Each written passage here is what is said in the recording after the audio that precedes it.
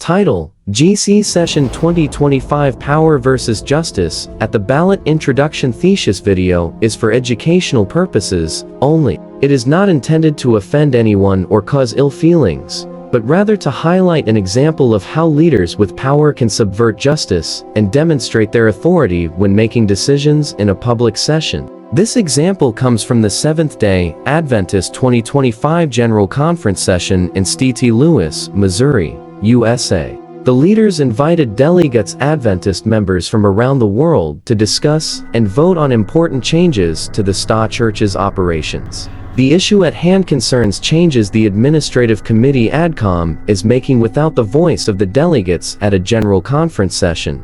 I will show you, step by step, how the leaders usurped their power over the delegates and disregarded their own documented policies. Let's pick it up where the session on voting and modifying the agenda began. And now we invite Elder Wilson and Elder Köhler so that we can proceed with the opening.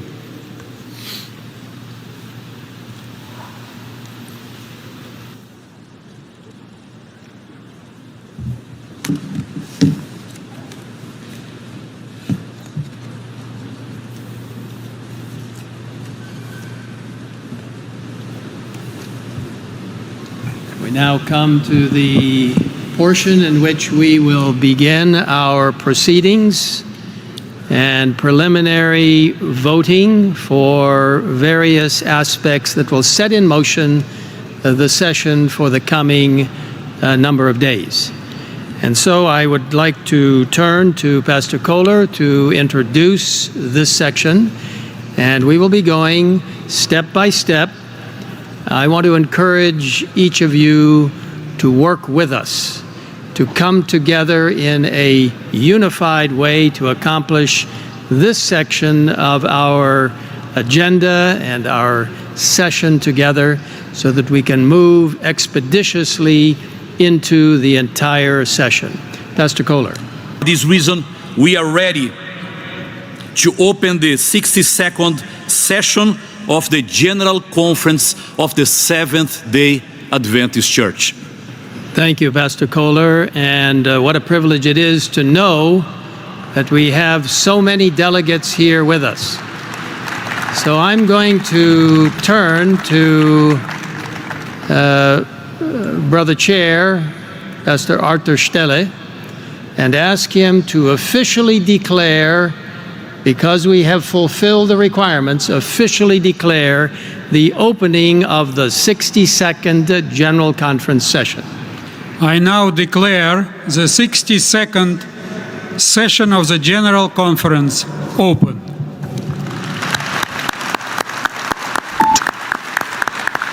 As a way of ensuring that the proper protocol is followed, I move that Todd McFarland of the Office of General Counsel be appointed as parliamentarian of this session. I move it. All right, it has been moved. Is there a second? Second.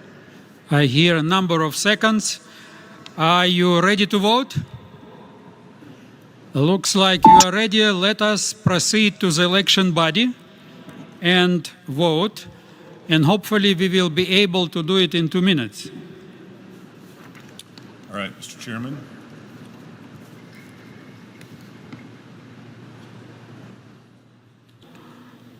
Please don't forget to vote and then to submit as well.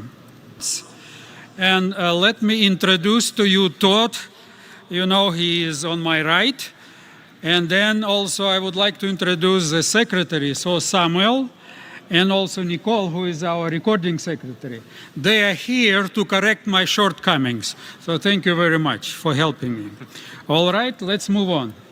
Pastor Chair, to accomplish our agenda and to give everyone the opportunity to be heard but not have any one person or persons dominating the discussion, I would like to suggest that we limit speeches to 2 minutes per speech or 3 minutes per speech if it is translated. Pastor Chair, I so move. All right, it has been moved and seconded. Any questions or observations? Seeing none, I will ask you to vote, and this action requires 2/3 of the vote. And so let's proceed and use our election body. Is the motion. Frame show when the voting started 1 minute. The chairman appeared incompetent to lead the voting session, because normally when motions are made, and before voting begins, delegates are given time to approach the microphones to discuss the motion. However, you will notice that no such time was given. Allow delegates to raise a discussion about the motions made by GC leaders. Here you have the results. It's clearly more than 2/3. It is taken care of. I see someone wants Frame to this speak is the on result of the microphone vote, number which 1 indicates from they TD. agreed to set the Ingrid timeline for delegate Vanguard. speeches to a maximum of 3 minutes. Yes, I'm Ingrid Vanguard. I'm surprised that this motion was about the limitation of speaking rights and that there is no room for discussion. However, since the chairman should have allowed time for discussion, a delegate objected to the rushed voting process. The chairman gave a dismissive explanation for not following parliamentary procedure, which was appalling. He willingly broke the rules as he pleased. This shows how leaders can usurp power over justice. This is just the beginning of the issues. Stay tuned for more serious matters. We would limit it only to those who like to speak very long, and then the rest. So we have to kind of protect the opportunity for everyone who can wishes to speak to speak. I see someone else wants to speak on microphone 11. Leroy Chacon, if I pronounce it correctly, from Texica Conference, NAD. Thank you very much. I'm having difficulty with the voting process. It's just that I've been trying to vote for the last two times and I have not been able to. The start of the voting session was chaotic and very confusing. Show that the voting tool itself also posed problems. Someone who can provide help. So please. Frame a point of order shows that discussion on GC leaders' motions would have helped resolve these timing issues. They just spoke. Thank you very much. Janus Janari Kogerman. Yes, thank you, Mr. Chair. We have encountered the same issue what was mentioned before, so I really would like to ask you to extend the period of voting from 2 minutes to a little bit longer, so when the system logs us out, we do have enough time to log in back in again. Thank you. All right, it is fair enough. We will try to follow your advice. All right, we can proceed. We have on microphone number 10, Timothy Standish. Thank you, Brother Chairman. I think that there was a misunderstanding of the point that Sister Ingrid was trying to raise. The way I understood it, at least, was that she was desiring some discussion of this before the vote, and it wasn't available. So I think it was a point of order. Thank you. Thank you for advising the chair and educating him. We will try to follow your advice. Next item. Pastor Chair, 3 standing committees are planned for work during this General Conference session. They can be found on page 25 and 26, and they are the Steering Committee. You can see the names on the screen. The Church Manual Committee. You can also see the names on the screen now. And the Constitution and Bylaws Committee. The names are also on the screen. The members of these committees are recommended by the General Conference Administrative Committee. The Church Manual Committee and the Constitution and Bylaws Committee, with representation from each division, have been functioning throughout the past 3 years. These 2 committees will meet during the session as needed in connection with discussions of agenda items. Pastor Chair, I move that we approve the standing committees as listed on pages 24 to 26 of our agenda for this general conference session. I move it. All right, it has been moved and seconded. Any questions or observations? Well, seeing none, I would like to ask you to proceed and vote. Let us again use the election body, and we will give you more time this time for using the election body. Another motion was made by the GC leaders, and again, there was not enough time to discuss it. Apologize, but you are moving too fast to use this system. There needs to be appropriate amounts of time for people to raise points of order or comment on the vote. In this particular case, I would like to object to the makeup of these committees for two reasons. Number one, there is a tremendous amount of the same few people being on each of these committees. And what that does is concentrate a huge amount of power and influence in a very few people. And the second observation I would make is that these committees are not representative of the delegates whom we have here, the makeup of this group.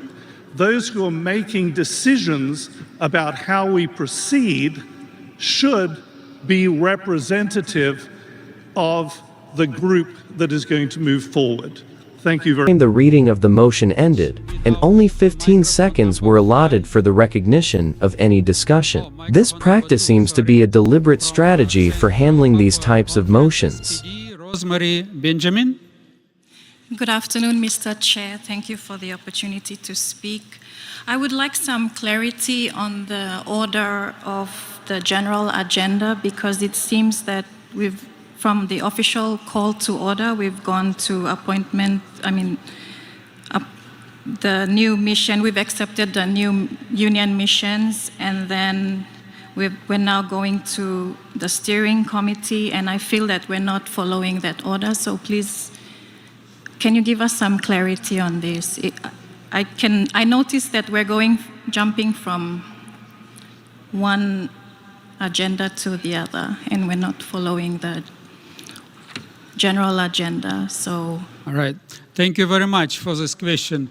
Hensley, you might help me, but what we have the agenda, and it is not in the order that we follow.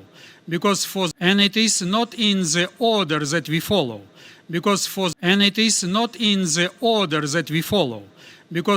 opening of the session, we need to take a number of actions so that we can proceed. This is why we take them first.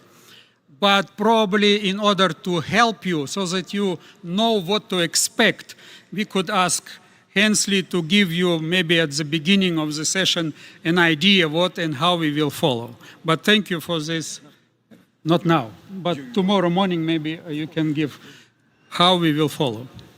Thank you very much. All right, we have a number of people who wish to speak. We have on microphone number 5, Emily Banda from SID. Thank you very much, Pastor Chair. I just wanted to add my voice on the issue of point of information to say, from the names that you presented, it seems you just lumped up the names, and wanted to propose that maybe you can put a name and where they are coming from, so that this being a world church, we know how we are being represented. Thank you. Thank you very much. So what we have a name, and then also the organization you represent. If more information is desired, we will see if it is possible to present it as quickly as they appear on the screen. And now, Chair, I have a point of order, a really point of order. Are we in the agenda already? Have the agenda been presented, and are we in the agenda already? Because I'm confused. No, the agenda has not been presented yet. Okay. Mm-hmm. Thank you. Thank you. All right, then we were about to vote, and we actually opened the vote already. Not yet? Okay, then let's open the vote and let us vote. And you have the motion on the screen. So it is open now. Let us try to vote. A delegate highlighted the confusion in the order of proceedings, which was affecting the meeting. Perhaps the confusion was intentional. 1753 votes supported it. Move to the next item, Elder Köhler. Pastor Chair, as previously announced by email, the General Conference session materials related to the business of the session are available electronically and are posted on the session website at gcsession.org. The program guide, and I'm now talking just about the program guide, contains the schedule of activities during the days to follow. And Pastor Chair, I move that we adopt this daily program for this General Conference session. I move it. All right. It has been moved. The daily program has been moved. Is there a second? Seconded. Any questions or observations?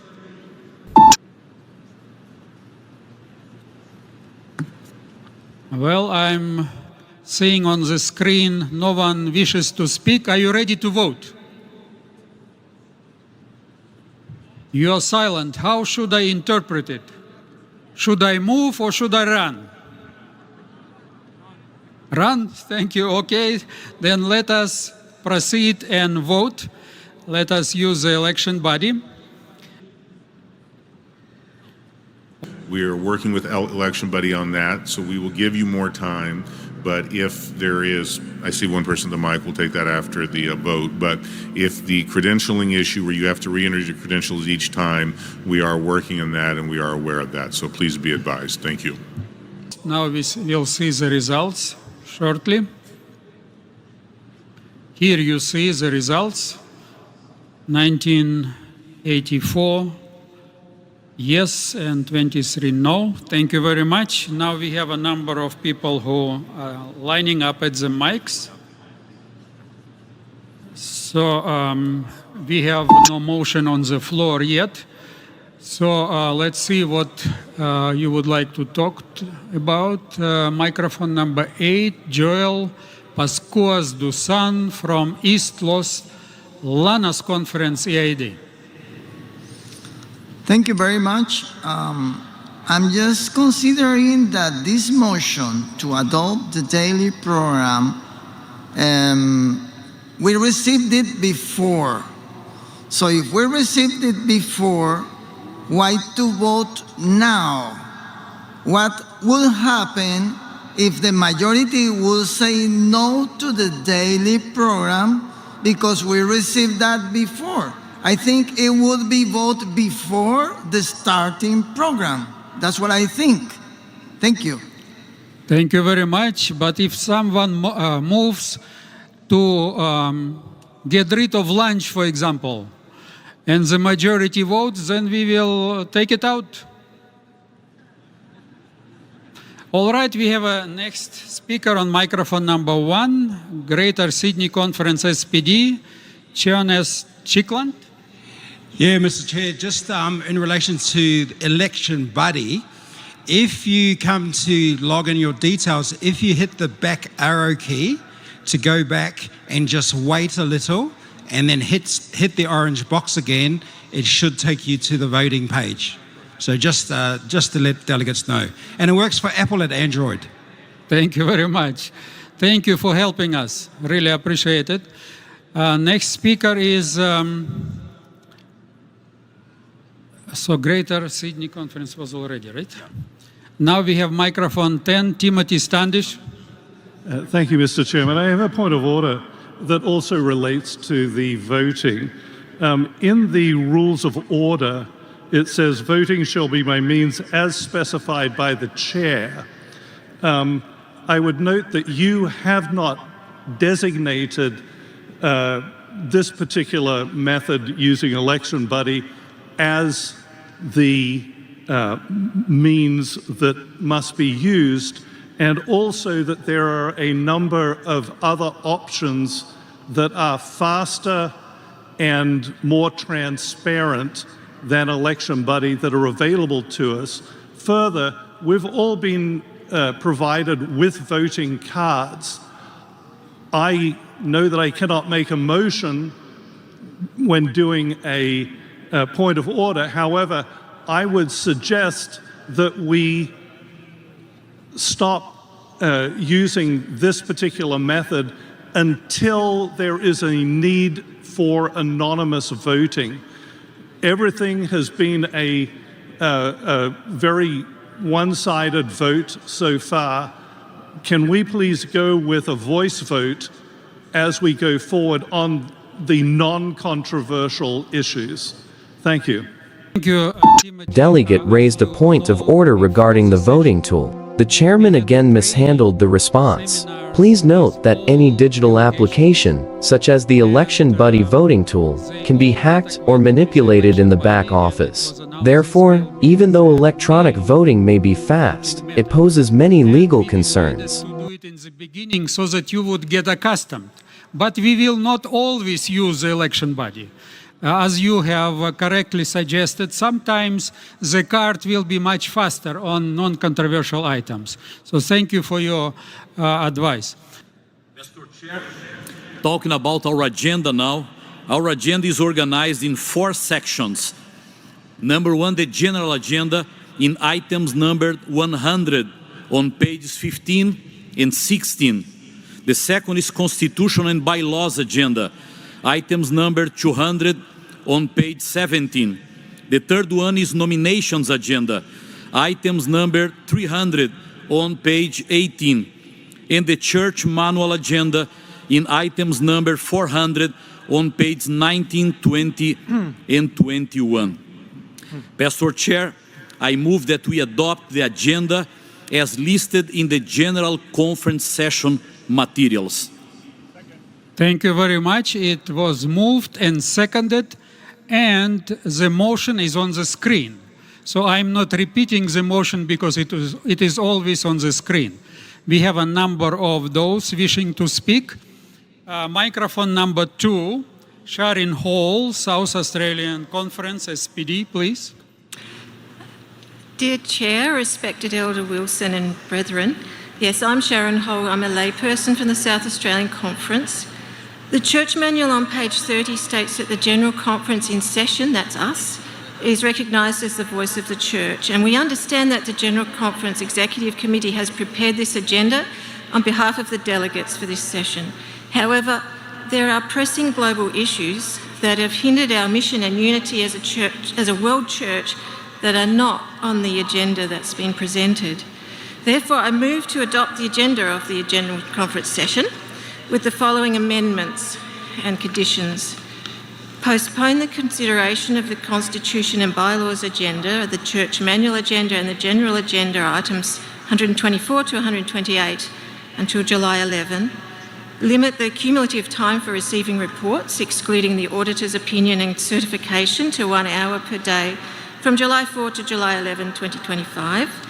Allocate the first 30 minutes of each business session starting July 4, 2025 to debate and adopt a daily agenda, which may be interrupted only for the election of officers proposed by the nominating committees. If the daily agenda is completed before 5 p.m, delegates may vote to add additional items to that day's agenda.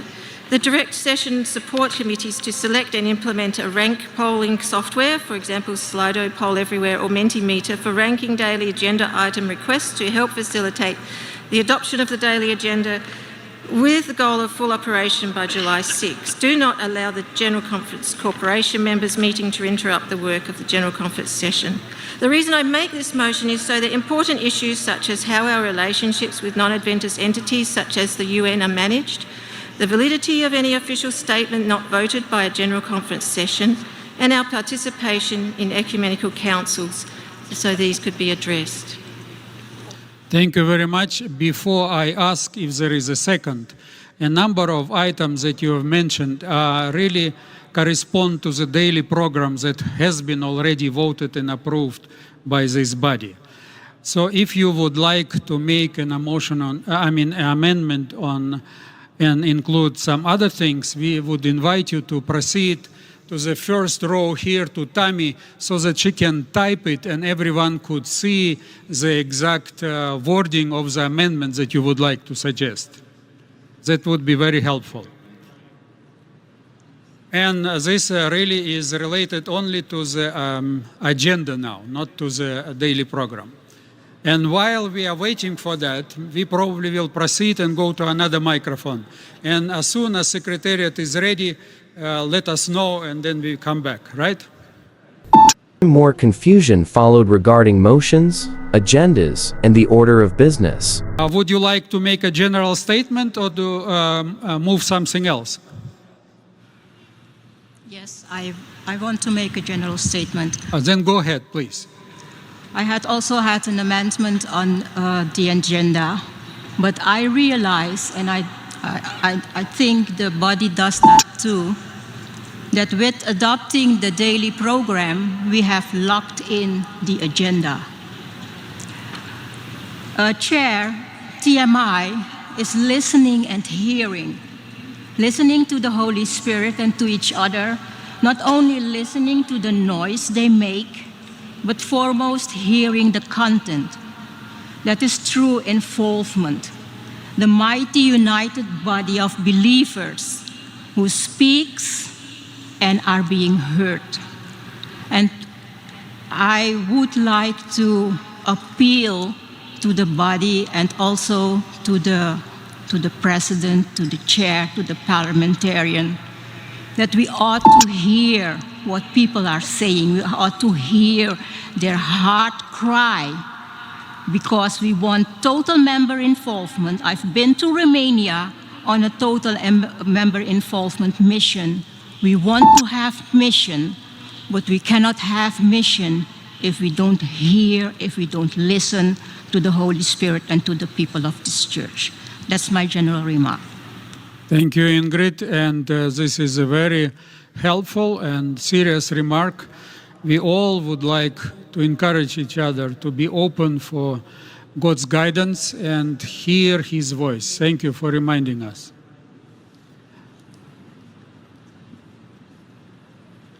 Nicholas, is it a general remark or would you like to make another motion? It is a general remark. Please go ahead. Thank you, Mr. Chair. I was going to speak in favor of the suggested agenda, but I also wish to speak in favor of mindful sequencing of the agenda. The steering committee is full of wise and very experienced leaders, and I wonder if they could estimate which items are likely to spark a lot of discussion and debate, like some specific church manual policy items, and bring them up first thing in the morning when we delegates are well rested, equipped with a clear mind and full of energy. And on the other hand, they could estimate which items are not likely to require too much of an active engagement and bring them up late in the afternoon when we delegates are not feeling too active anymore. I wonder if that would be reasonable and possible, so we could facilitate engagement and the highest quality discussions possible. Thank you. Is it a general remark or would you like to move something? This would be a motion to amend the agenda. Then let us wait till we finish with the first one. Let's go to Julian Filipov from NAD, Ohio Conference. Is it general remark or would you like to make a motion? Motion. Okay, let's wait then if we are ready with the first motion. To order, it looks like we have the wording that was worked out. Let's see the wording on the screen.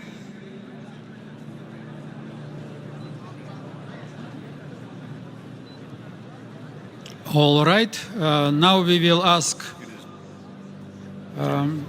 let's read it probably so that you all understand what is happening, especially for those who are translating. We need to give a little time.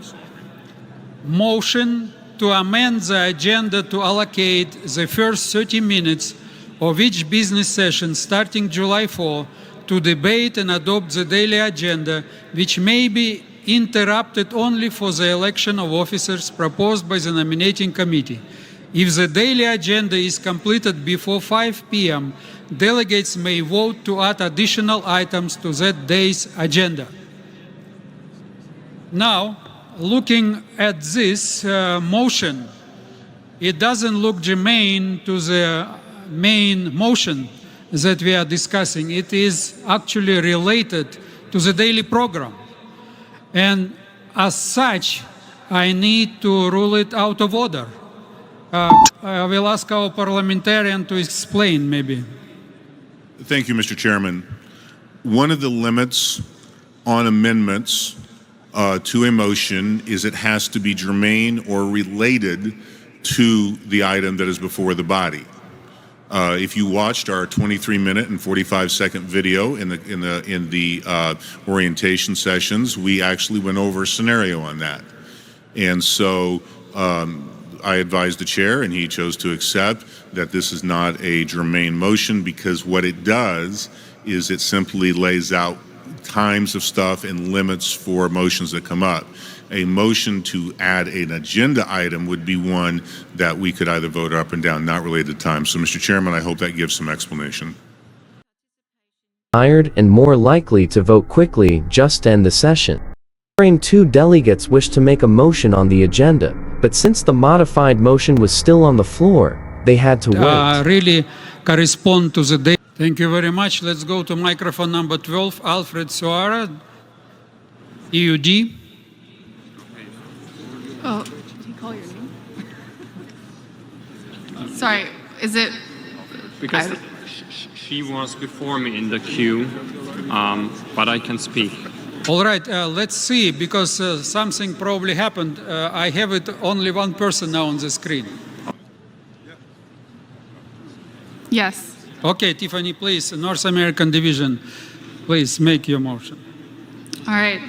Yes, Mr. Chair, with all due respect and appreciation for the proposed agenda and those who put it together, I think that most of us would agree that there are a number of critical issues facing our global church family today which are not on the agenda. These issues affect us as members as well as our unity as a body and our mission. The concern that I and many other members have is that the Holy Spirit be given room to speak through the delegates of this General Conference session in guiding our topics of discussion. We delegates, as the highest authoritative body in the church, have some significant items we would like to add to the agenda. Thus, I move to adopt the proposed agendas with the following amendments and conditions. Number 1, let us set aside at least 3 full days of business sessions to address critical issues determined by the delegates.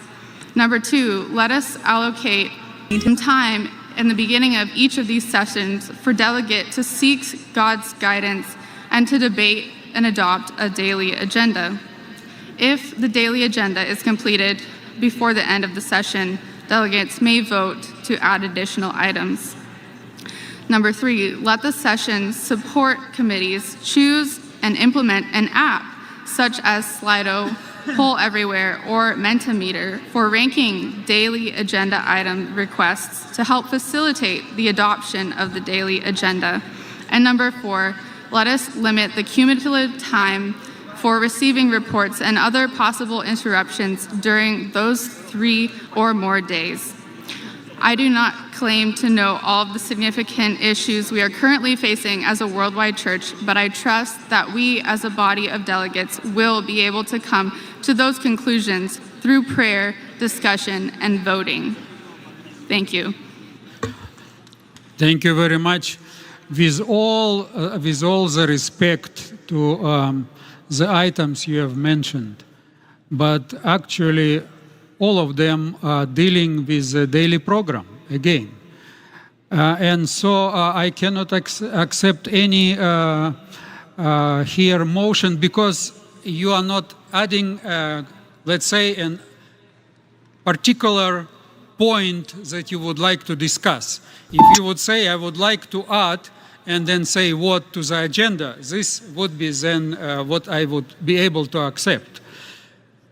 Then also I was told that people who have been in line need to again check in, so to speak, so that we have you, in order to restore the previous order, right? Anyone who spoke before, anyone who scanned it before Tiffany. Those who have scanned before Tiffany, please scan again and come to the mic so that we don't lose your... Okay. Microphone number 12, we have from Ohio Conference, Julian Filipov, NID. Mr. Chair, I move to add to the agenda a review and discussion of the 2015 General Conference ADCOM statement encouraging immunization. Specifically, the claim that Adventist health message is grounded in peer-reviewed scientific literature, in addition to the Bible and the writing of Ellen White. This assertion merits careful examination as it appears in conflict with the fundamental beliefs. Belief 22 affirms that the Adventist health message is a matter of doctrine, while the introduction of our fundamental beliefs clearly states Seventh-day Adventists accept the Bible as their only creed, a position that is further affirmed in belief number 1, and then in belief 18, we affirm as the spirit of prophecy as a reference point for our beliefs. In light of all these principles, I respectfully urge that this issue be given a thoughtful and prayerful consideration. Otherwise, we are on our path to repeat history, and in particular, I'm thinking of the Catholic Church, the Eastern Orthodox Church, who turned the tradition of people into holy tradition. Nowadays, our society is turning to scientism as our human tradition. Let's keep the Bible and the spirit of prophecy as a foundation of doctrine. Julian, it would help if you would formulate your motion in one sentence, please. The mic is on? Okay. I move to add to the agenda a review and discussion of the 2015 General Conference ADCOM statement encouraging immunization. Specifically, its claim that the Adventist health message is grounded in peer-reviewed scientific literature in addition to the Bible and the writings of Ellen White. All right, let me ask you if there is a second. There are seconds. And Julian, if you would be so kind and come up front here so that your motion can be typed. Frame, a delegate noted that the scanning system for being recognized to speak was not functioning properly, which is why the chairman did not recognize the delegate wishing to speak on the motion. Since it is moved and seconded, let's understand now, especially to those who translate, we have a main motion. The main motion is to accept the agenda. Now what we are dealing with is an amendment to add another item. And we will discuss now not the main motion, but we will discuss now the amendment. And then we will vote on the amendment before we return to the main motion. Is that clear? All right. Yes. SPD, South Queensland Conference, please, you have the mic. Thank you, Mr. Chair. In light of the point that has already been stated about the highest authority of God's church being the voice of the General Conference with its delegates in session, I would like to amend the agenda to include the item to discuss the validity of any official statement not voted by a GC in session, as well as our relationship with non-Adventist entities and ecumenical councils, such as the UN. Thank you. Thank you very much. Now we're discussing only the amendment. And what will really help us to see the amendment on the screen, so that you would really speak to it. We cannot accept now any other motions or amendments till we solve this one. I'm sorry, Mr. Chairman, I actually had something to say, but then I see that it's being addressed. So I am finding that the system to remove your name from the list is not working. Furthermore, when you do scan, it initially says it doesn't know who you are, then you scan again and suddenly it does. So I don't know if the problems with the system can be addressed in some way. Thank you. Thank you very much. Thank you, Mr. Chairman. I am the Religious Liberty Director for the Southern Union Conference. And I'd like to just speak to the motion that's on the floor in regards to all that religious liberty has done in this church for our church members that is not being talked about when we talk about this amendment. I've been working on vaccine accommodation issues since 1995. That is 30 years as of this year. And even without a written statement, it was an unwritten understanding within the church that Adventism did not reject vaccines from a denominational standpoint. When the vaccine statement came out in 2016, it was made absolutely no impact on the accommodation results that flowed through my office. None whatsoever. Until the pandemic, from 1995 until 2021, I had never had a vaccine accommodation refused.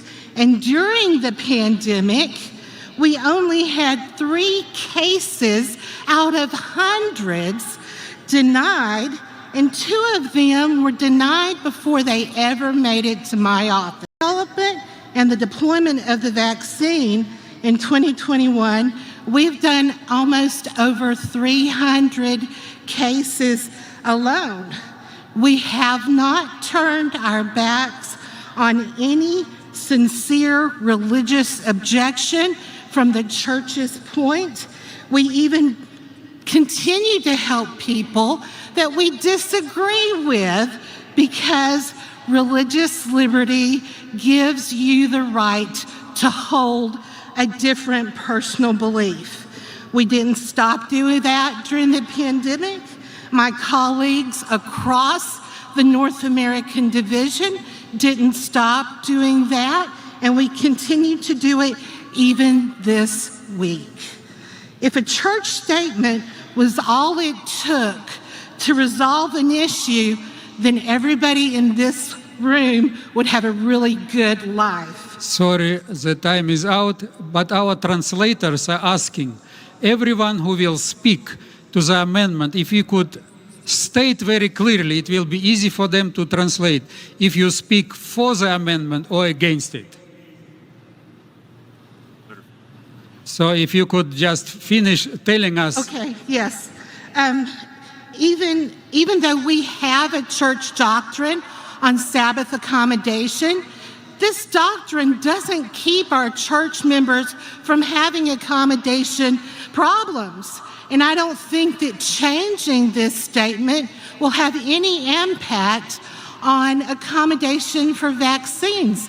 We've still had very good results.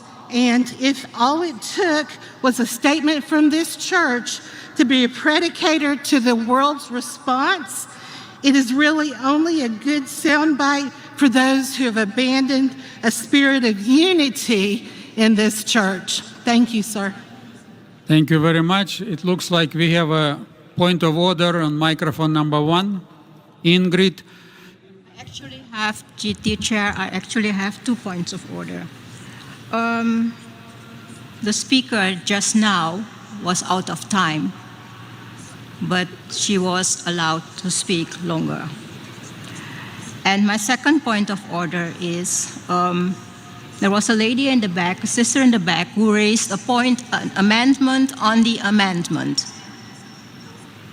Was that not allowed? I think it was allowed. Please. It has to be an amendment to the main motion. If she comes with an amendment to the main motion, we can take it, but only after we have taken care of this amendment. The main motion is the agenda, and there was an amendment. You put it on the screen just now, and she had an amendment on the amendment. It was actually an amendment, as I understood it, to the main motion. I would like to amend the agenda to include the item to discuss the validity of any official statement not voted by a GC in session, as well as our relationship with non-Adventist entities and ecumenical councils, such as the UN. Thank you. If I'm not correct, I'm stand to be corrected. She asked to add her points to the amendment. That's an amendment on the amendment. I will ask the parliamentarian to explain it. The ruling of the chair, in our understanding, was that she wanted to amend the agenda. It is true that secondary amendments are allowed, but her amendment didn't relate to the vaccine statement. It related to connections to the United Nations. So that's not related to the amendment. Therefore, once we process this amendment, she can come back to the microphone and once recognized, try to make another amendment to the agenda. But it was an amendment to the amendment because it wasn't related to the issue of vaccines. It was to the United Nations. Thank you, Mr. Chair. All right, thank you. We are now discussing the amendment, and I have 3 speakers who wishes to speak. Microphone number 1, Nicholas Rantanen, Trans-European Division. Thank you, Mr. Chair.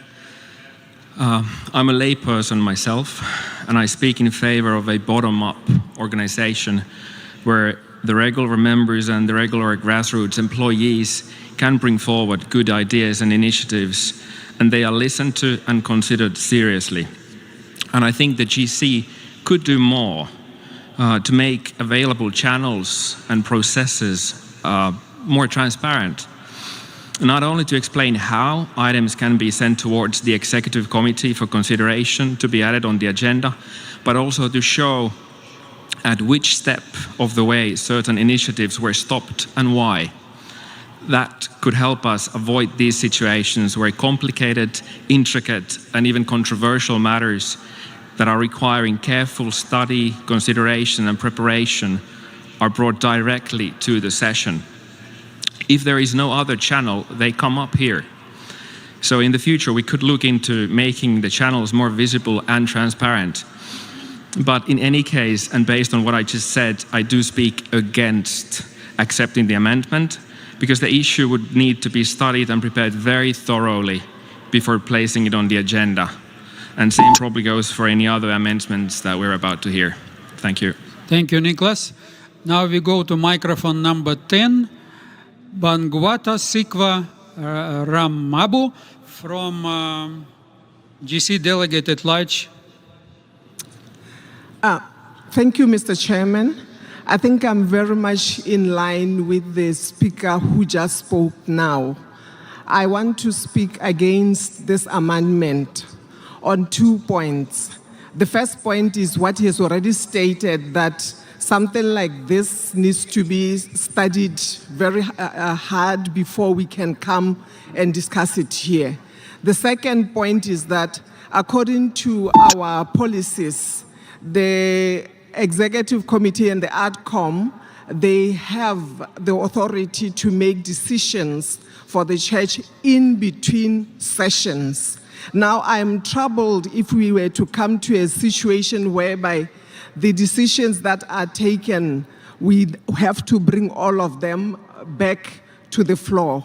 I see us opening a dangerous door there, because at any point we may find ourselves needing to come to the General Conference to revise the decisions that were taken by those that we had said can take decisions for us in between the sessions.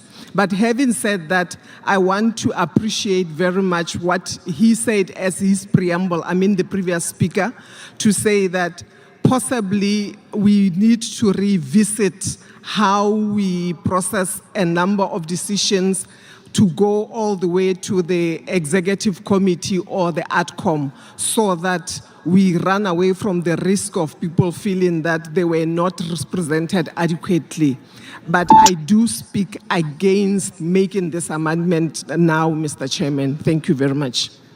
Thank you very much, and both of you have been heard. And I think there is space for us to really make known the processes, how you could really get more involved. We have actually worked out a process and voted by the session for the fundamental beliefs. And something like this probably would be very helpful for church members and delegates to know ahead of time if they would like to raise something. But we have heard you and we will follow up on it. Thank you very much. The next speaker is microphone number 2, Georgia Kenny, South Queensland Conference, SPD. Thank you. I just wanted to clarify my prior statement. Forgive me for my lack of understanding of the protocols. I was intending to make an amendment to the issue on the floor about the vaccine statement and amend it that we not just include that one statement, although I think it is relevant, but give a broader view to the statements in general that were not voted at a general conference in session, in order that the delegates may give the voice to things that are stated under the beliefs of the Seventh-day Adventist Church. Thank you. Thank you very much. But it goes much broader from beside the current amendment. So it would be much cleaner for us to solve this one before we go to another one. Don't you think so? All right. Elder Wilson wants to speak, please. Thank you, Brother Chair, and I hope you can hear adequately. Some people have had little trouble hearing everything said, especially from the floor.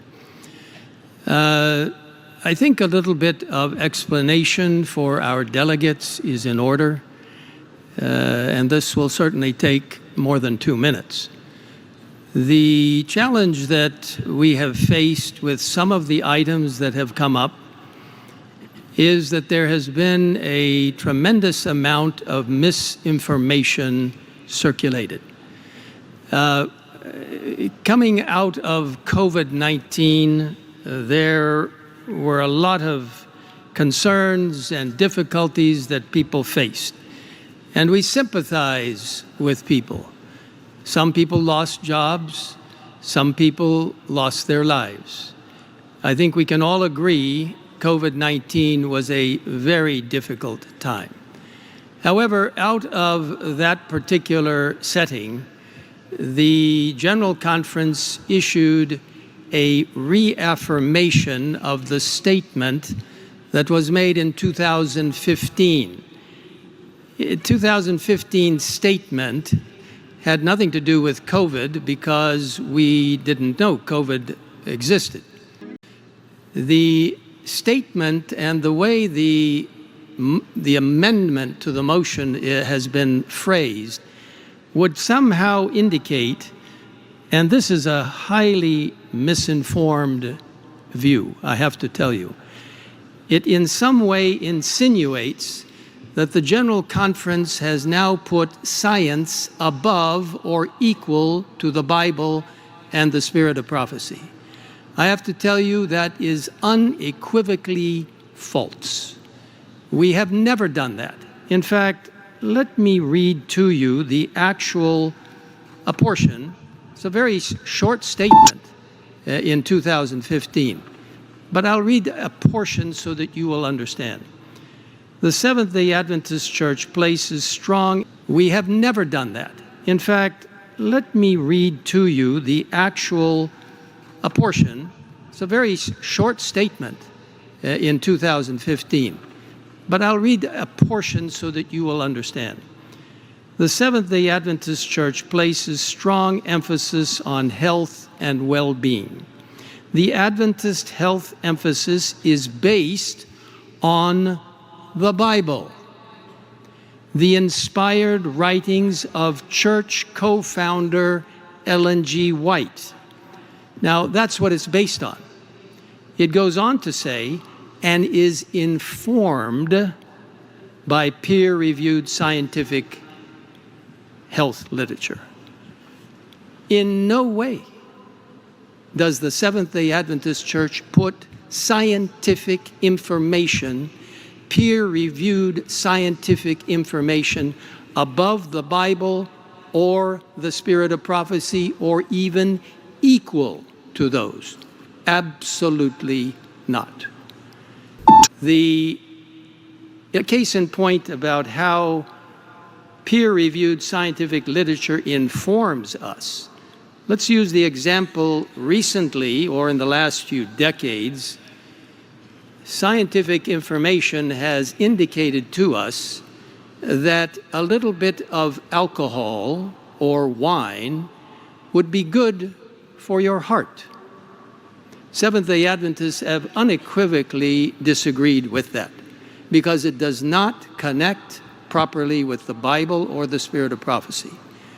Just recently, scientific literature has now come out saying no alcohol is good for you. We completely agree with that because it agrees with the Holy Word and the spirit of prophecy.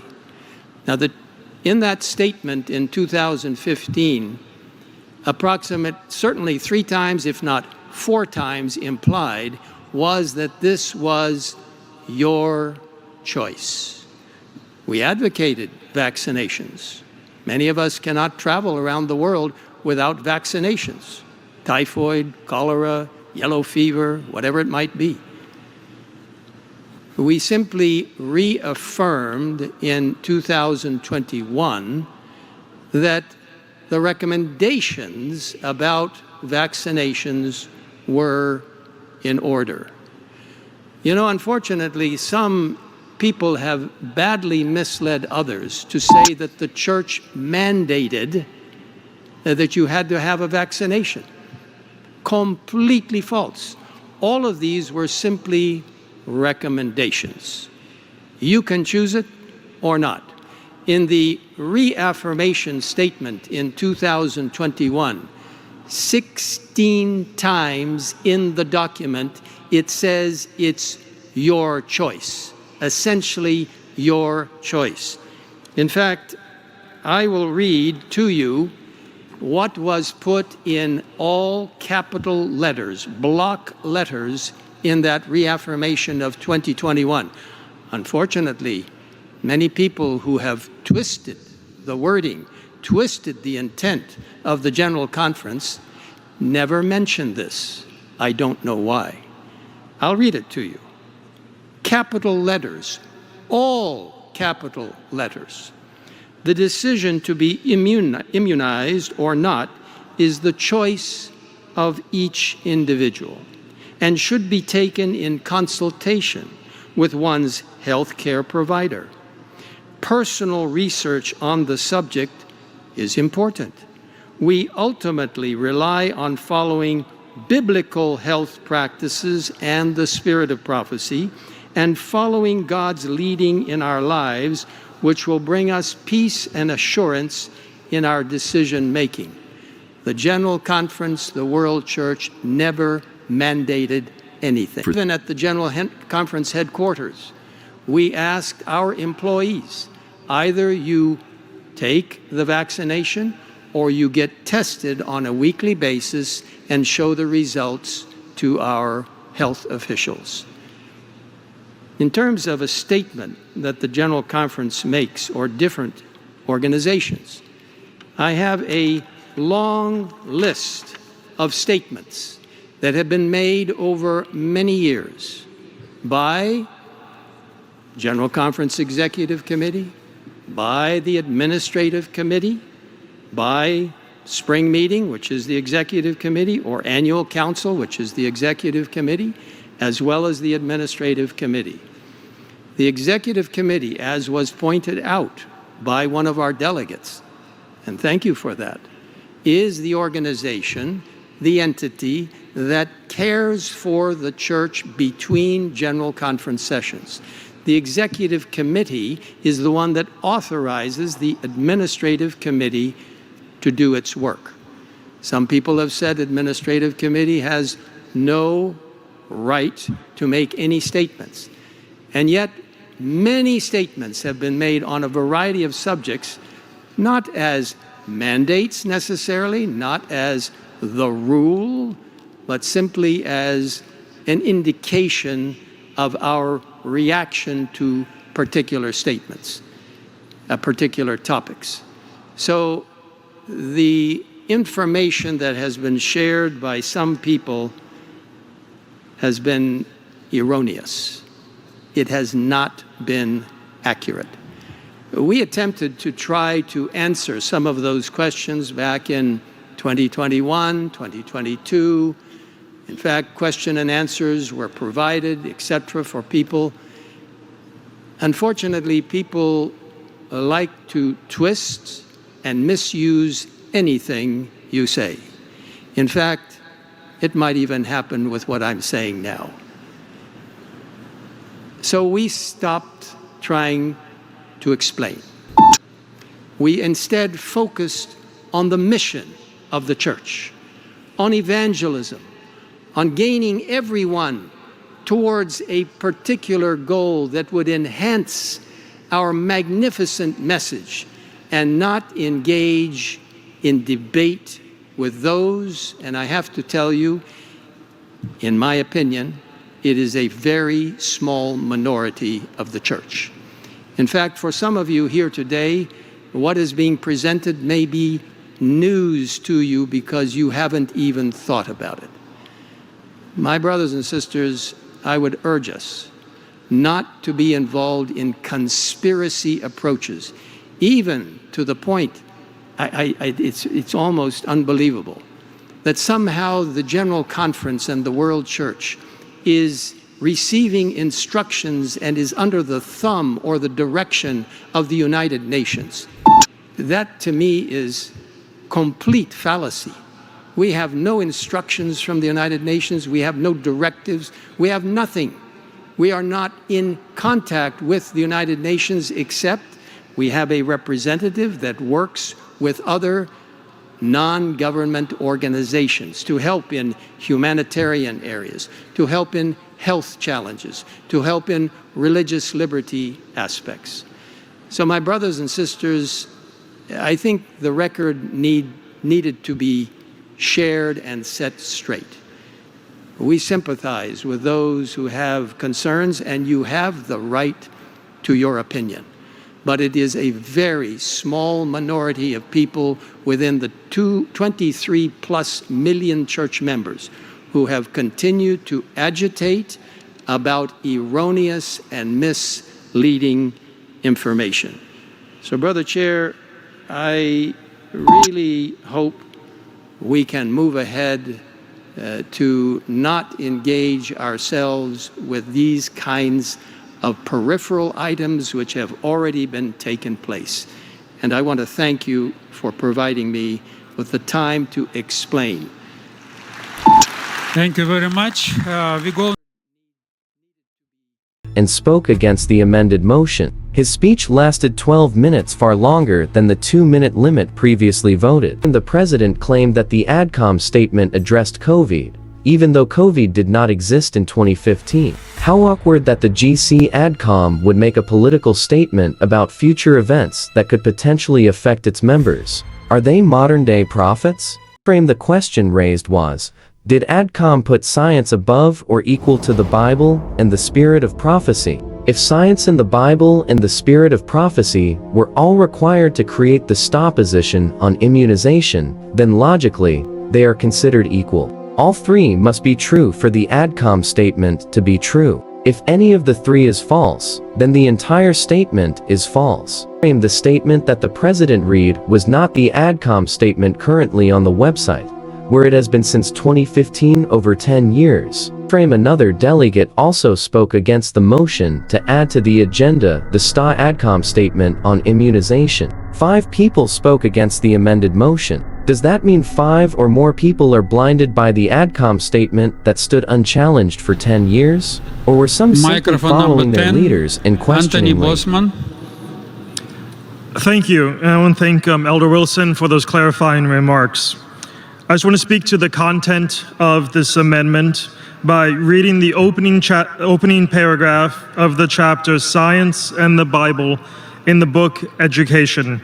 Ellen White writes under inspiration, "Since the book of nature and the book of Revelation bear the impress of the same master mind, they cannot but speak in harmony.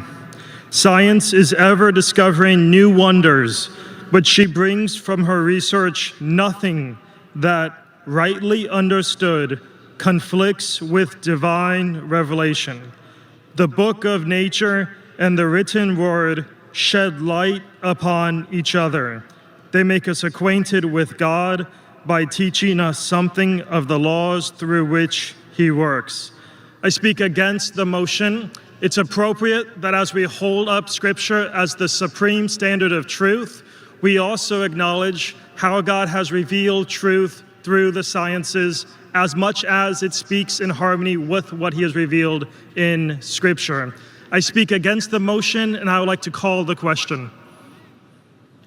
All right, the question has been called. Now we will, it's not debate. To stop debate on the amendment. So if you vote yes, we will stop the amendment and move to the main motion. If you vote no, then we will continue debating the amendment. Is that clear? So we will vote on the question that has been called. If you vote yes, we will stop the discussion on the amendment and return to the main motion. I see a point of order on microphone number 1, Ingrid. Initially there were 4 motions to amend the agenda. Because the first one was acknowledged, the other 3 was put in queue.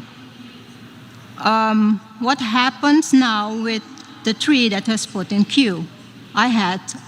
When I made the point, I made the general remark. You asked for general remarks because motions were not at that time feasible. I said I have a motion. Thank you very much, Ingrid. We have only one amendment that we are discussing. Once we return to the main motion, then another amendments could be taken, but not now as we discuss this amendment. So a question has been called. I will ask you to vote. All those who would like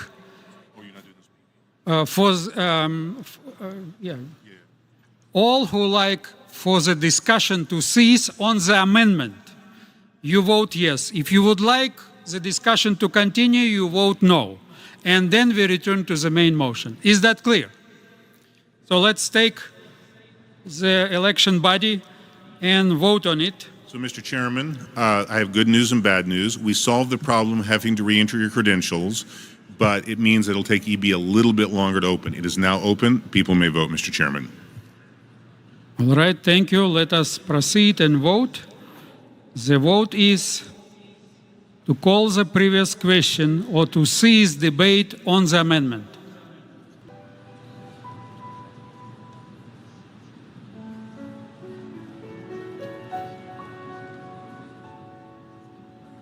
Proceed. Let's see the results.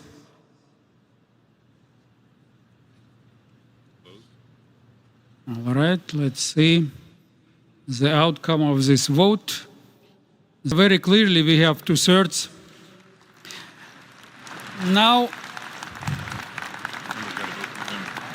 Now we are going to vote on the actual amendment.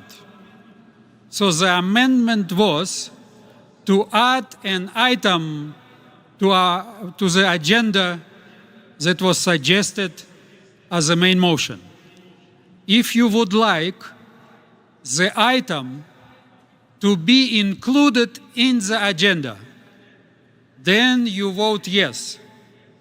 If you would like to return to the agenda as it was suggested, as it is in our books, without adding this item, then you vote no.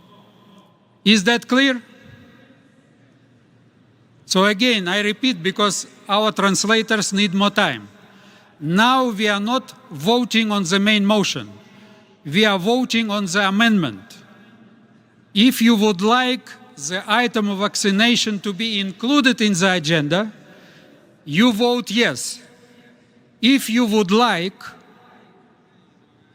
to return to the main agenda without adding the vaccination issue, you vote no. Is that clear? Okay, let us proceed and vote on the amendment.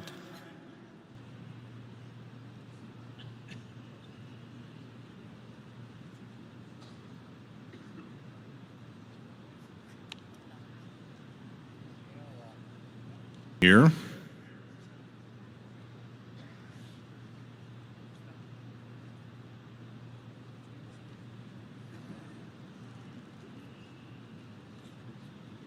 Again, this is related to so you don't have to re-enter your credentials.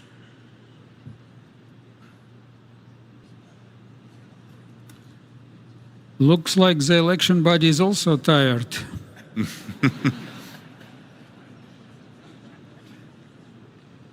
All right, Mr. Chairman, we're working on this. It's just taking a second. All right, are you comfortable if we vote use the cards? Okay, please take your cards. I will give you a couple of seconds to really find the card. It's open now. It's open. Oh, it's open. Okay. You see, as soon as you threaten the election body, it starts working. All right, let's vote. So you see the result. Thank you very much. We are moving now to the main motion to approve the agenda as it was presented. Now, dear delegates, I need to ask you the following. Now it's 5:10 p.m. We still need to approve the agenda, and we need to vote the nominating committee. This is what we need to do. And so, will it be okay with you if we continue till 5:30? I hear some yeses, so thank you for your support. All right, I see a point of order on microphone number 12, Tiffany. Yes, thank you. I would like to raise a point of order that my earlier motion was not correctly understood or responded to. I was not making a motion to change the daily schedule, but simply suggesting a specific way that some of our scheduled business sessions be structured. Specifically, I was asking for the agenda to be decided by the delegates on a daily basis for a minimum of 3 days during this whole GC session. And I made some suggestions of how that could be facilitated with a polling app and limitations on other less critical agenda items. This is to give room for the spirit to work. I would like to appeal the decision of the chair that my motion was out of order. All right. You have the right to appeal. Now we will ask, before we go to our parliamentarian, I would like to ask if there is a second to appeal the decision of the chair. Seeing and hearing none, we will proceed. Microphone number 5. Oh, number 10, thank you. Kimberly Ferreira, Andrews University. Thank you. In the beginning, we saw that the majority of delegates here are here for the first time, which may mean that we are new to understanding the rules.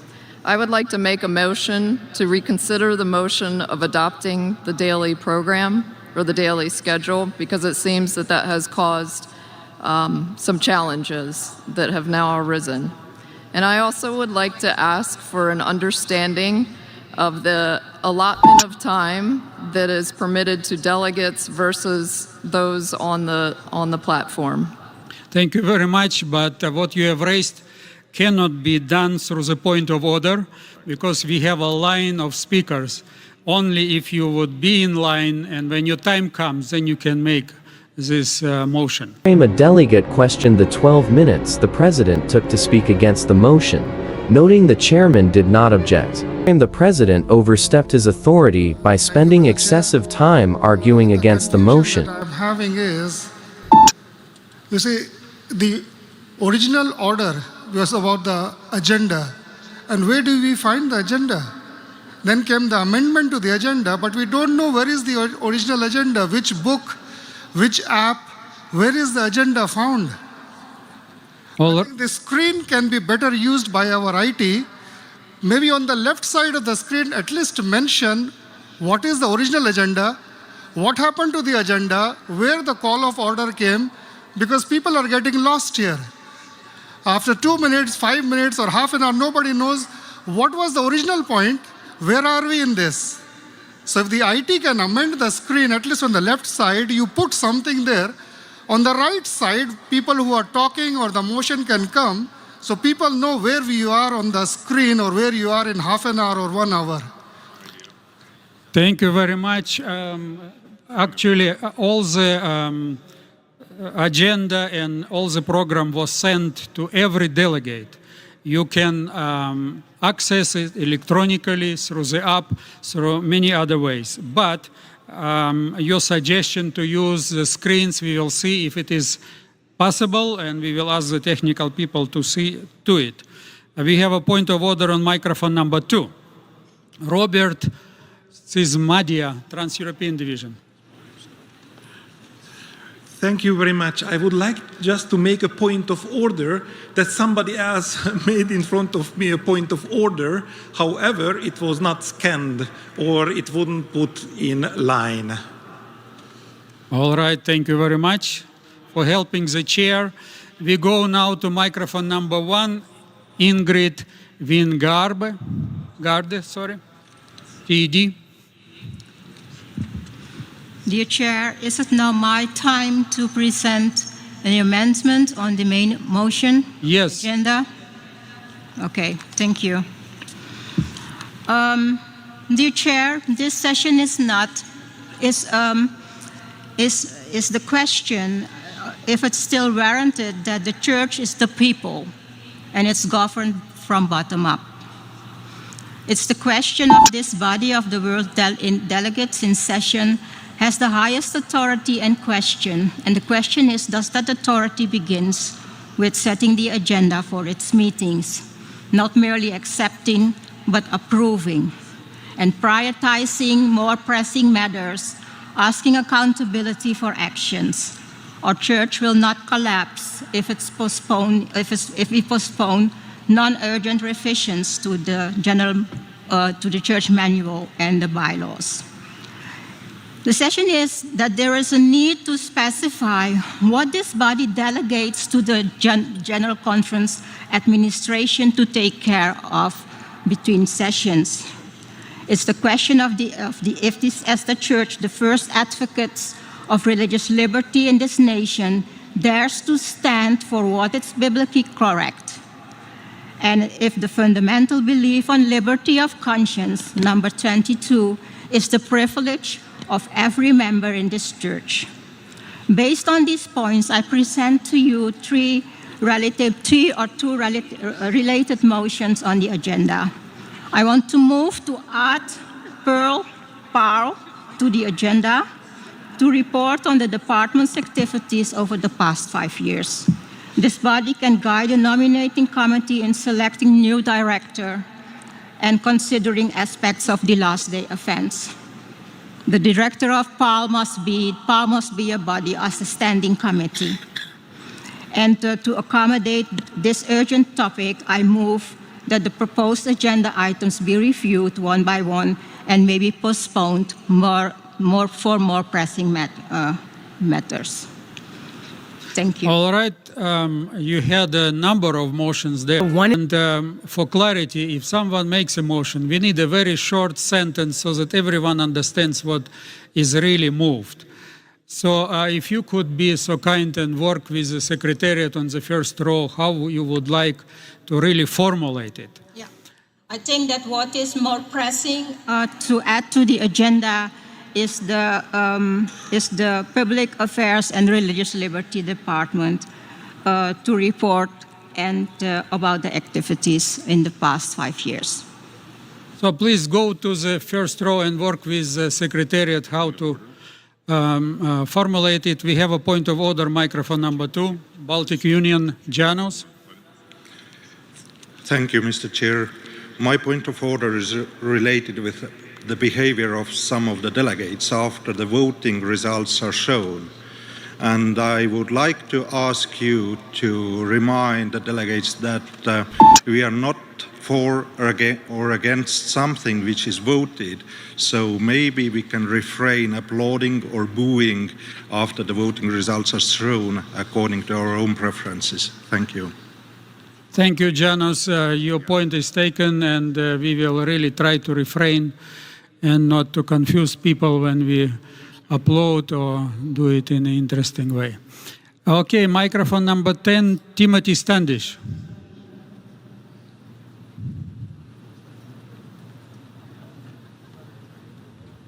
All right.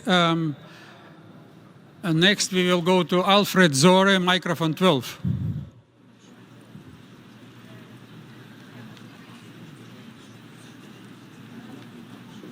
All right. So probably people already having dinner. Kimberly Ferreira, microphone number 10.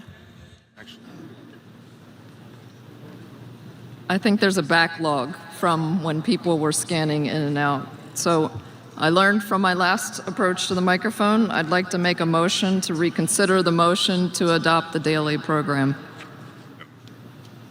We are now not accepting any motions because there is a motion on the floor, they're just formulating. Now we are accepting only remarks. Another delegate tried to move an amendment to the original motion adopting the GC agenda, but the chairman sidestepped the motion and spent 6 minutes discussing other issues without asking for a second.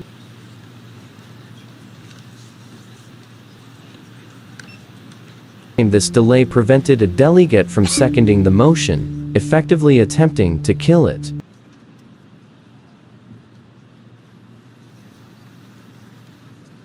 Another delegate said she heard several delegates second the motion.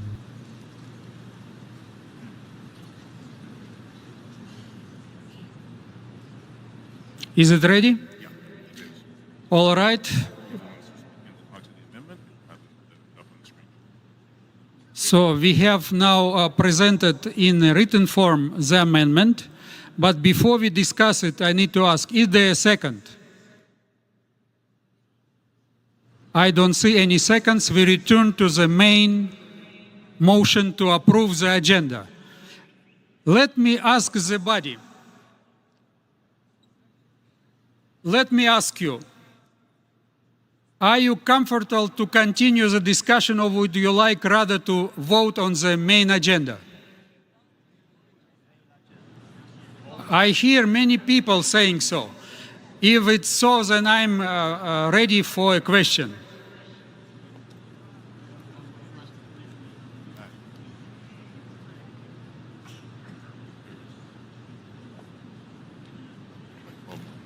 I see a point of order. Andrews University, Kimberly. There are people saying second, so I'm not sure how you're not hearing them. There are people saying second, so I'm not sure how you're not hearing them. Well, I have not heard it from here. If you have heard it from there, then please advise me. Here it was not heard at all. If there was a second, then we accept it and we try to discuss the amendment then.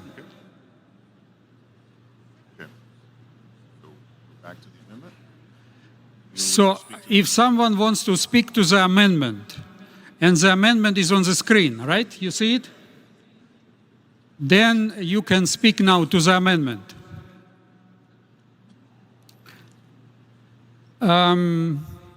Those that are in line, are you wishing to speak to the amendment?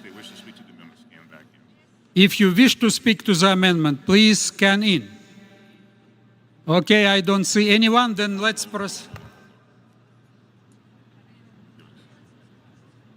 All right, let's go ahead and move on the microphone number 2, Sharon Hall.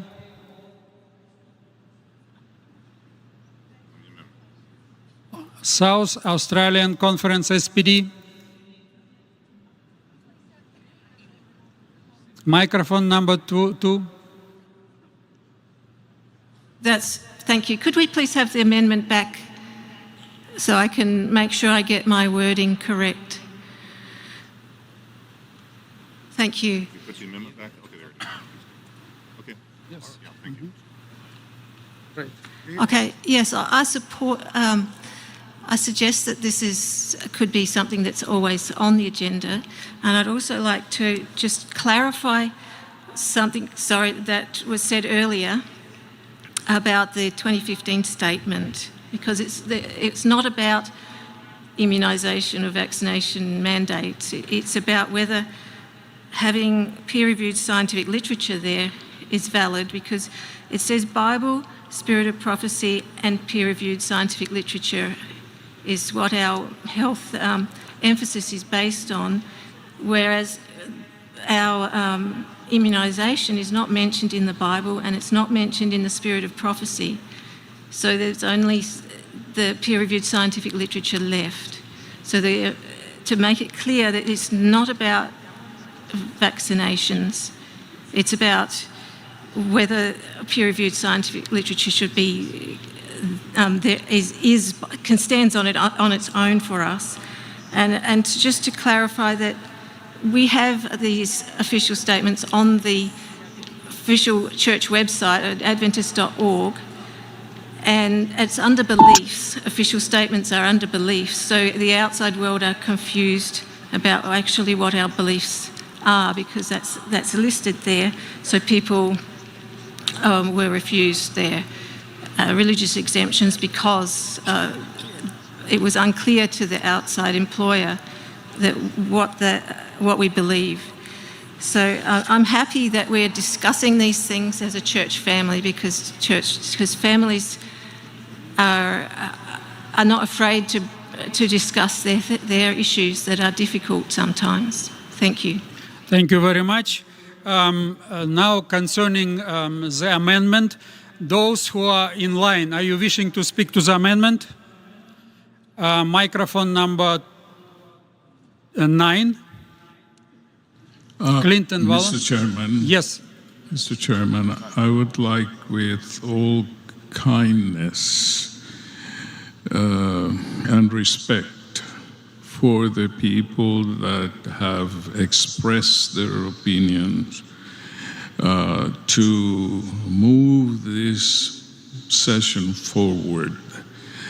I move that we move the previous question.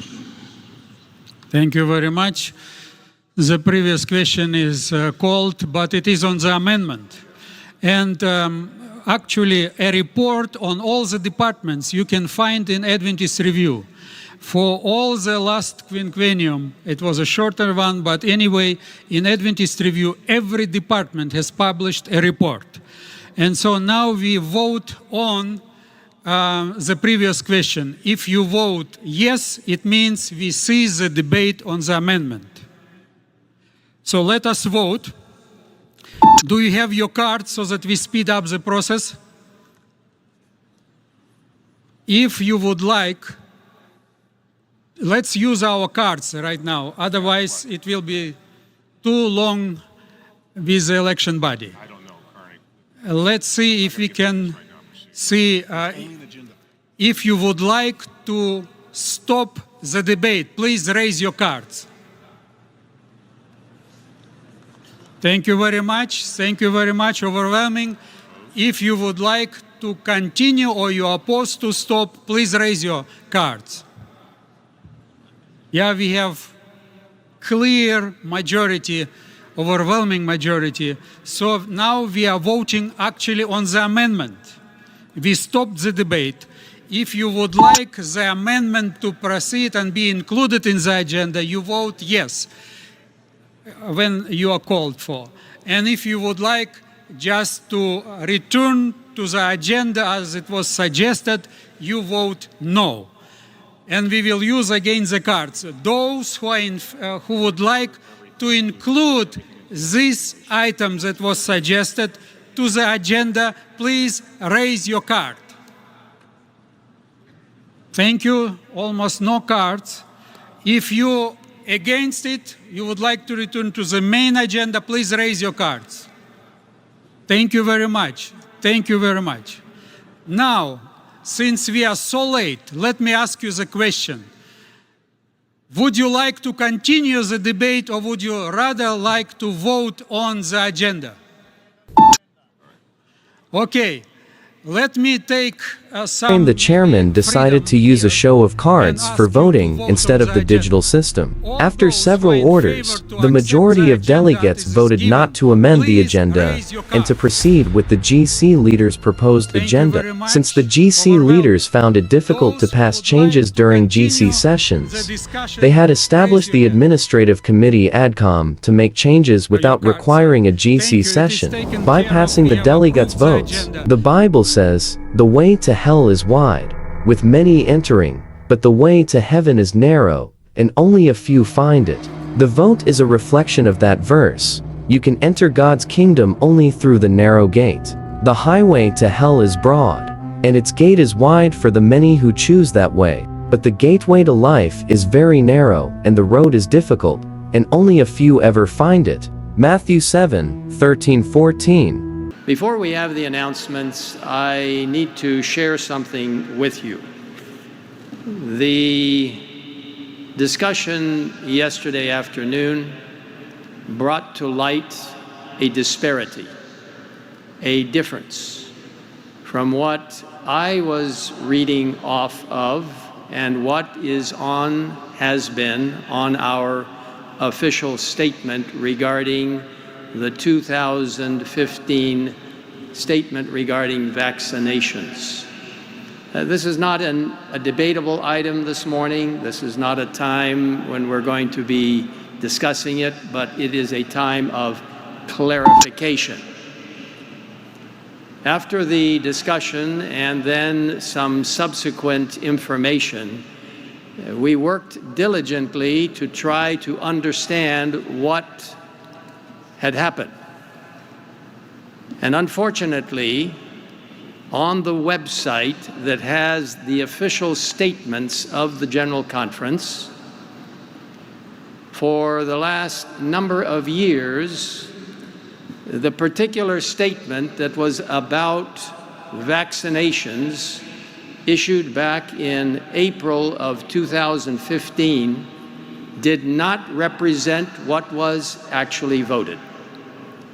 And it appears, and we can't really go back and try and uncover everything and what would the point be, that some advanced information was provided to the communication department, which handles our publicizing the statements of the General Conference. So when it was read to us from one of the delegates that we base our understanding of health on the Bible, the spirit of prophecy, and peer-reviewed scientific health literature that did not connect with the material that I had received directly from Secretariat at the General Conference of what we had voted. Because what was voted, and unfortunately has not been given publicly on that website, was the following.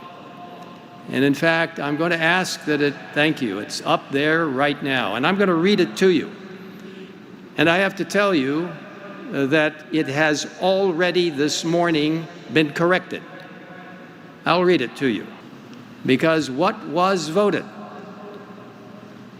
and unfortunately has not been given publicly on that website, was the following. And in fact, I'm going to ask that thank you, it's up there right now, and I'm going to read it to you. And I have to tell you that it has already this morning been corrected. I'll read it to you. The Seventh-day Adventist Church places strong emphasis on health and well-being. The Adventist health emphasis is based on the Bible, the inspired writings of church co-founder Ellen G. White, and is informed by peer-reviewed scientific health literature. As such, we encourage responsible immunization, vaccination, and have no religious or faith-based reason not to encourage our adherents to responsibly participate in protective and preventive immunization programs. We value the health and safety of the population, which includes the maintenance of what is known as herd immunity. We are not the conscience of the individual church member, and we recognize individual choices. These choices are exercised by the individual. Refusal of immunization is not and should not be seen as a teaching nor a doctrine of the Seventh-day Adventist Church.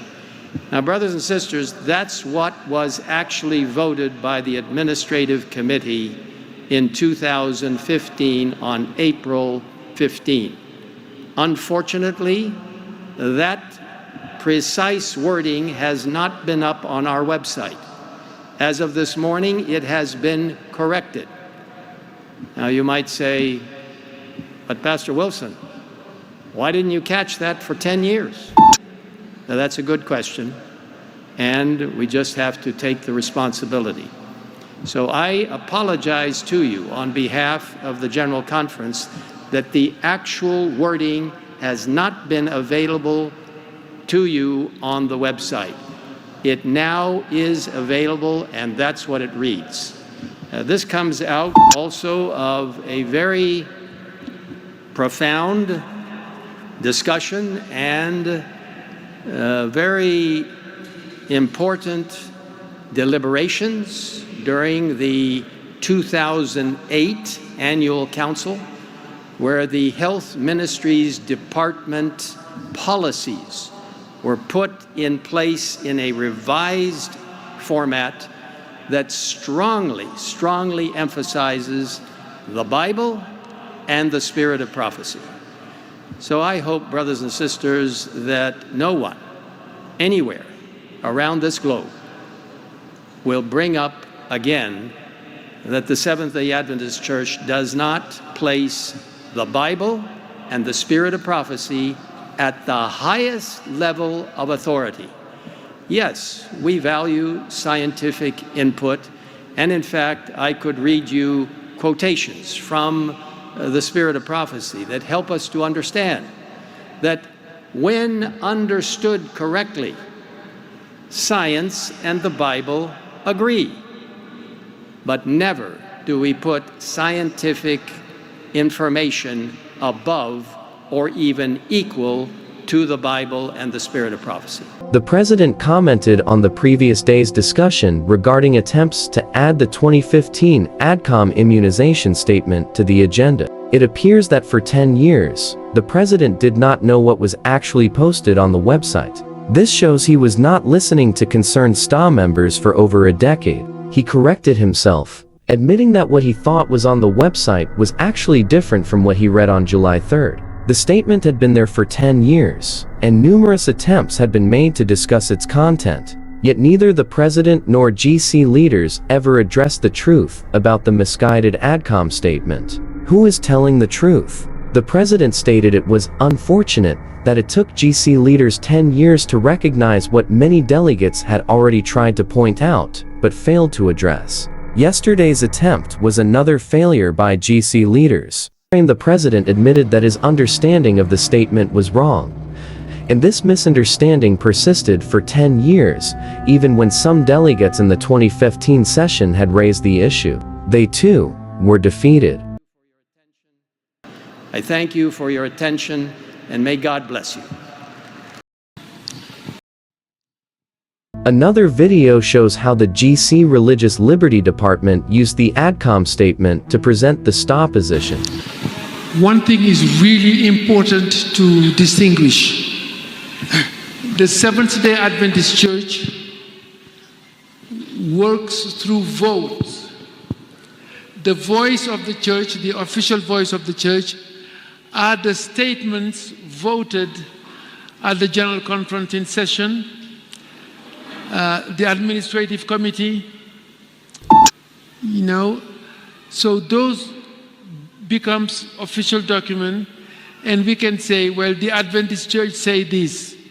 But since the beginning, like when I represent the church, I do not represent myself. It's not my personal opinion. When people ask me, what does the Seventh-day Adventist Church say about this or that, I go to our official statements and say, this is what the church has voted, right? So, but right from the beginning, to connect with mention, like the events here in June, the Seventh-day Adventist Church was very prudent from the beginning to believe in the principle of separation of church and state. So in other words, the church as a whole does not participate in a political opinion making. But Adventists individually have freedom of conscience. And this is true for so many things. For example, we have been at the General Conference accused recently for promoting vaccine. We have not promoted that. But the church made a statement at one point, the Department of Health, saying, if we look at history, if a missionary goes to a country, it's mandatory to be vaccinated. Okay. And in that context, the health department said that there is nothing, that will prohibit a pastor or a person, an Adventist, to be vaccinated. And that has been taken out of context, and people start accusing the General Conference that we are promoting vaccine. We have not. Adventists have freedom of conscience to refuse to be vaccinated. However, that doesn't mean that the church has to stand for the person. The church is not a political entity in that sense, even though we gave advice in how to deal with, health authorities in order to manage that situation. But the concept of separation of church and state is very important for Adventist consciousness. So in other words, people have to make a distinction between freedom of conscience. You can choose to vote or not to vote. The church is not going to force you to vote or not to vote, right? But we make a clear difference. We do not engage the Seventh-day Adventist does not have a candidate for presidency or politics or something like that. No, that is against our religious freedom, basically. Ganoon Diop said he used the ADCOM statement to show the world what SDA believes regarding religious liberty and immunization. He claimed immunization was a political matter, not a religious liberty issue. Ganoon Diop stated the SDA Church does not get involved in immunization or vaccination issues. However, the following websites show the statement was false. Many churches actively participated in and enforced vaccination in their communities. Whose voice are GC leaders listening to? If there had been more opportunity to debate the motion, the truth would have come out. But because of the president's authority, the truth was suppressed. Jesus said in Matthew 5:20, "But I warn you, unless your righteousness is better than the righteousness of the teachers of religious law and the Pharisees, you will never enter the kingdom of heaven." Those were the religious leaders of the past. But today, the warning is still the same. Unless each individual's righteousness exceeds that of the GC leaders, he or she will never enter the kingdom of heaven. Conclusion: the conclusion shows that justice is more important than the display of power by any leader.